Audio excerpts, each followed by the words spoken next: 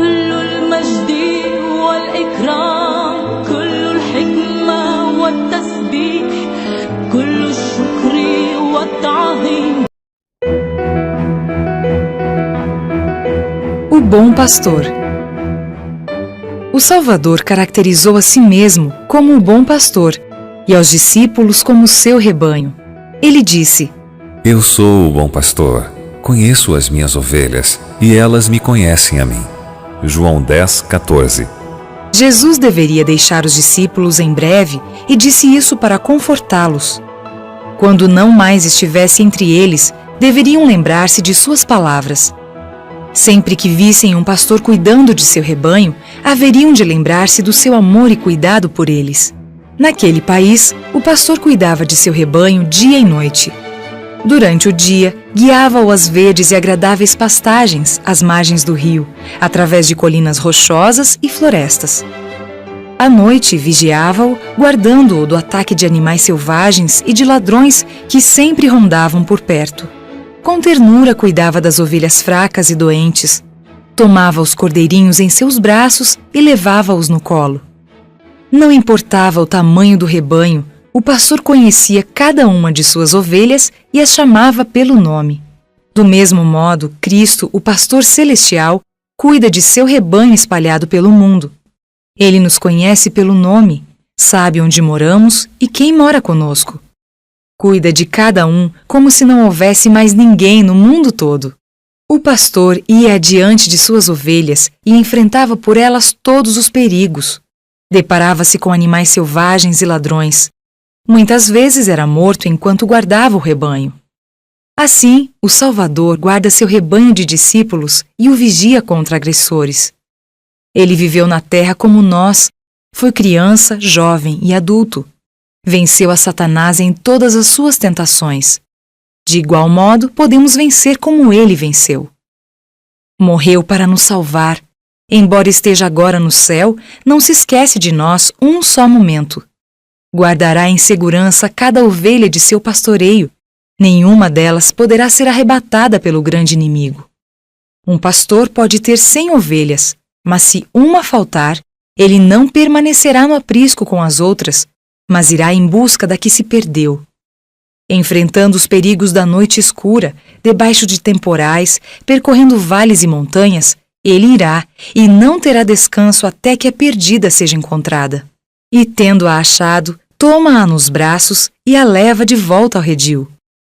Não se queixa da longa e difícil busca, mas diz com alegria: Alegrai-vos comigo, porque já achei a minha ovelha perdida.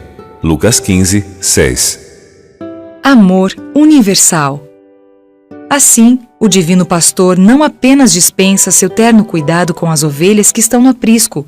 Ele diz: O Filho do Homem veio salvar o que estava perdido. Mateus 18:11. Digo-vos que assim haverá maior júbilo no céu por um pecador que se arrepende do que por 99 justos que não necessitam de arrependimento. Lucas 15:7. Pecamos e nos desgarramos do redil. Ele veio para nos ajudar a viver uma vida longe do pecado. Isso é ser reconduzido ao redil. Quando voltamos com o pastor e abandonamos a antiga vida de pecado, Cristo diz aos anjos do céu: Alegrai-vos comigo, porque já achei a minha ovelha perdida. Lucas 15:6. E o coro de anjos entoa cânticos jubilosos de louvor que enchem o céu da mais rica melodia. Cristo não nos apresenta o quadro de um pastor regressando triste por não ter encontrado a ovelha. Nisto está a garantia de que Deus jamais negligenciará nenhuma das ovelhas desgarradas do rebanho.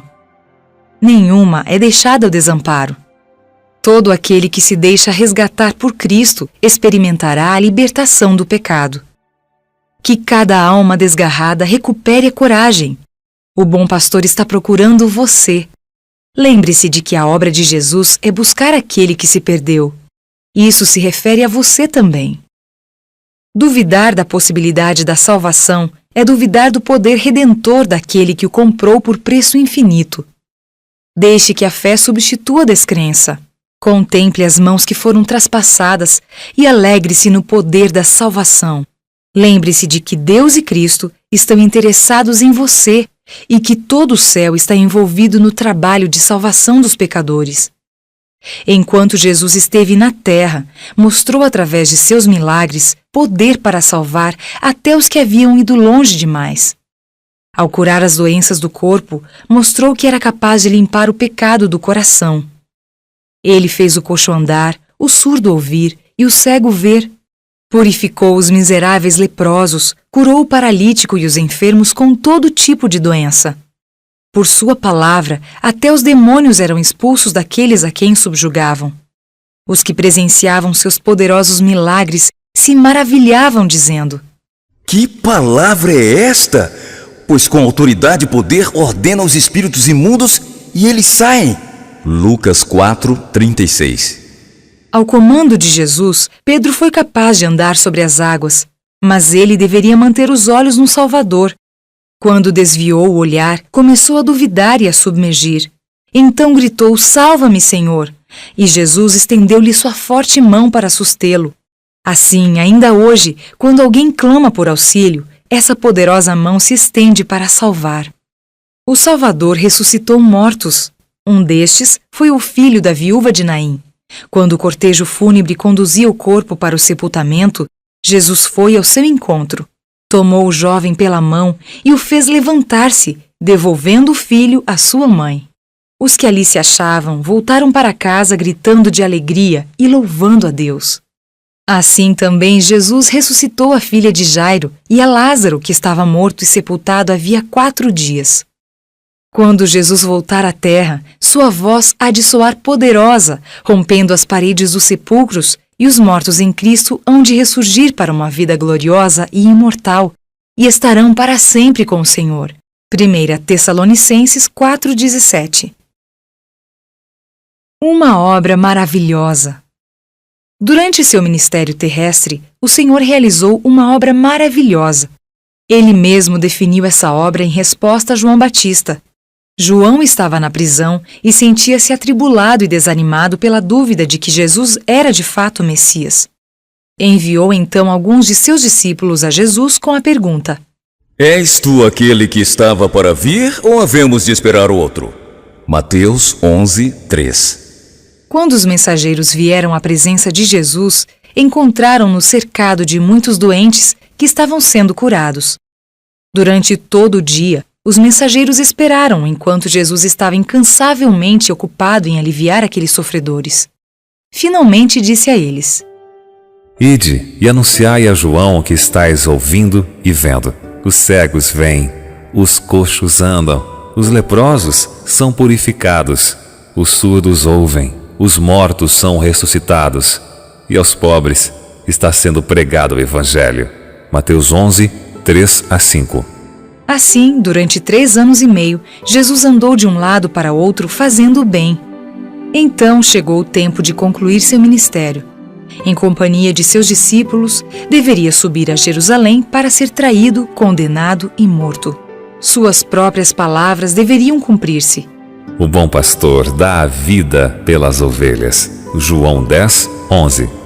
Certamente ele tomou sobre si as nossas enfermidades e as nossas dores levou sobre si. Ele foi traspassado pelas nossas transgressões e moído pelas nossas iniquidades. O castigo que nos traz a paz estava sobre ele, e pelas suas pisaduras fomos sarados. Todos nós andávamos desgarrados como ovelhas, cada um se desviava pelo caminho, mas o Senhor fez cair sobre ele a iniquidade de nós todos. Isaías 53:4-6.